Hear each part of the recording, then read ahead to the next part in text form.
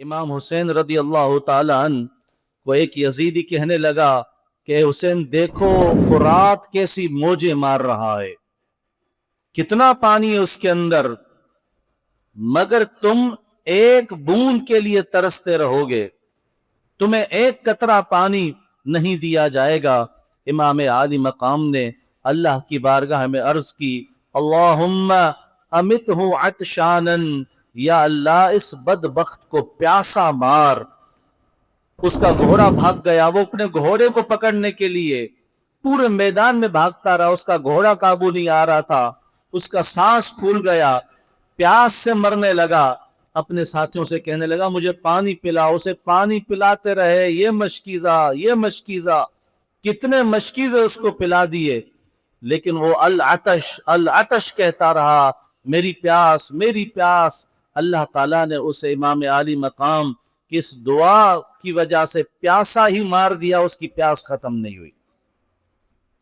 تو میدان کربلا میں بھی امام عالی مقام امام حسین نے ان کرامتوں کو ظاہر فرمایا، کیوں؟ اتمام حجت کے لیے۔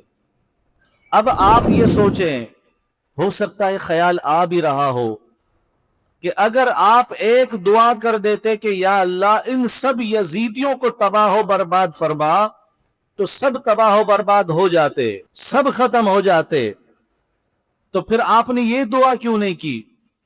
آپ نے 3-4 اس طرح کی کرامات کیوں دکھائی؟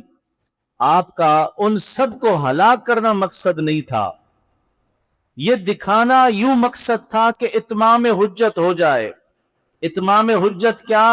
اپنی بات دلیل کے ساتھ پوری ہو جائے کہ حسین حق پر ہے، تم باطل پر ہو، کہیں ایسا نہ کہو قیامت کے دن کہ ہمیں معلوم نہیں ہو سکا تھا کہ حق پر کون ہے۔ اس لیے آپ نے تبلیغ بھی فرمائی، واعظ و نصیحت بھی فرمائی، اور کرامات کو بھی ظاہر کیا تاکہ یزیدیوں تمہارے سارے آزار ختم ہو جائیں، لیکن سب کو ختم کرنے کی دعا نہیں کی، اس لیے کہ اللہ تبارک و تعالیٰ کو مقصود یہی تھا کہ حسین اور اس کا گھرانہ شہید کر دیا جائے۔